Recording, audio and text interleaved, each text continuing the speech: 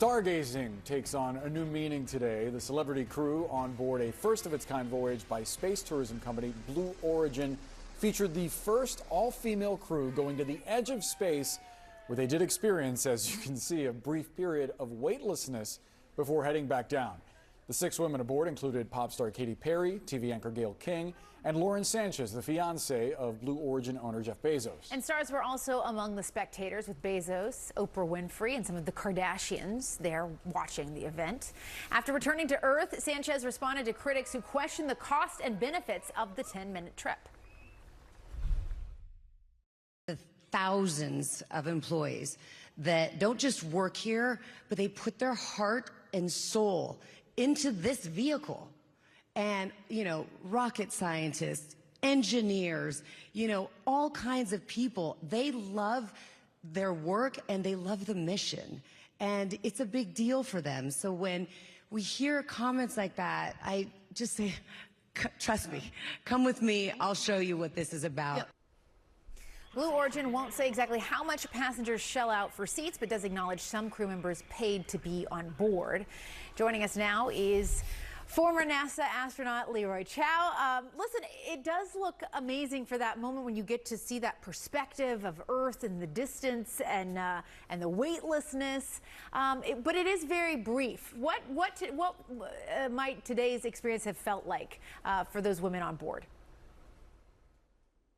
Well, I'm very happy for them that they got the chance to experience what space flight is like, at least for a couple of minutes, and got to look out at the curvature of the Earth. It is a really a mind, kind of a changing experience. Yeah, it's over. A suborbital flight is very quick.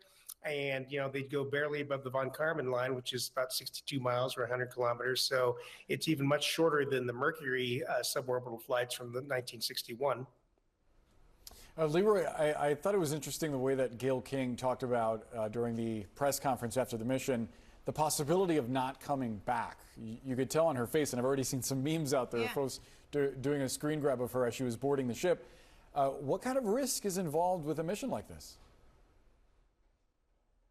Well, anytime you get into a vehicle, whether it's a rocket, a suborbital rocket like that, or, even driving your car, there's some risk involved. Certainly get into a rocket is probably riskier than driving your car. But, the system is working pretty well. It was developed some years ago, took many years to develop, thoroughly tested, and to the credit of Blue Origin and the organization and engineers, the system seems to be working pretty well.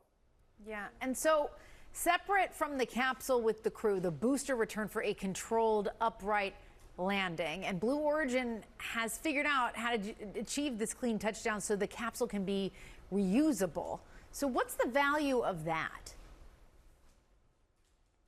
Oh, sure. Well, you're going to be saving money if you can reuse your booster and your capsule. And Blue Origin was the first company to be able to recover the booster. Now, keep in mind, the booster is a suborbital one. That means it kind of basically goes almost straight up and then comes almost straight down, as opposed to what SpaceX is doing. You're launching satellites or crew or cargo into orbit. So you've got to get to that orbital speed of 17,500 miles an hour. Now, the first stage drops off before that, but it's going pretty fast. And so recovering those bad boys is a much, much more difficult thing.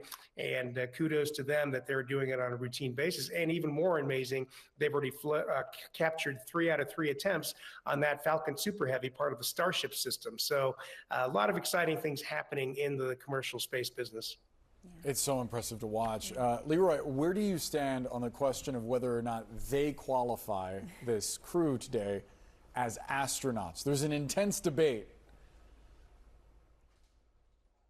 Well, it really shouldn't be much of a debate. I mean, it's a bit of a stretch for sure to call them astronauts. It's a bigger stretch to call them an astronaut crew. I mean, this vehicle takes no training. Maybe you have to be shown how to put your harness on and take it off, but that's about it, I think. It's kind of like getting an honorary degree, right? Sure, you get an honorary PhD, but it would be fully inappropriate to go outside and represent yourself as a real PhD. And I guess that's the way I look at the honorary astronaut title. Yeah. And look, this is about space tourism, about, potentially more and more people journeying to space, or getting on one of these, strapping in, as you said, and experiencing it for themselves. What do you make of kind of where space tourism is at this moment and where it might be going? Sure. Well, it's interesting. We've had, of course, through Blue Origin and through Virgin Galactic, we've had a handful of people pony up. We're not sure exactly how much money, but certainly less expensive than an orbital flight. But for orbital flights, we've had a number of billionaires and even governments sponsor flights either to the International Space Station, or Jared Isaacman, the wealthy individual who's the nominee to be NASA administrator.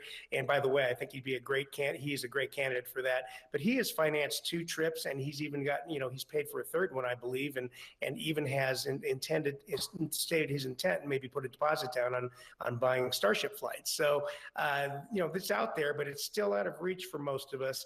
And if I hadn't had my government job as a NASA astronaut, I don't think I'd be able to afford it. Well, why don't we start a GoFundMe? Send Leroy back to space. Leroy Chiao, appreciate you as always. Thanks so much. Dying Easter eggs will be